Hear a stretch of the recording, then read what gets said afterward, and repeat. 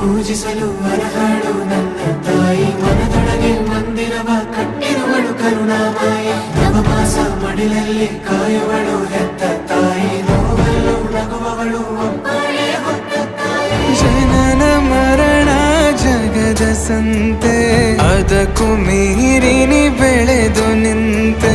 ಕರುಣೆ ಸಹನೆಯ ಮೂರ್ತಿಯಂತೆ, ದೇವರಿಗೂ ನೀ ಸ್ಫೂರ್ತಿಯಂತೆ.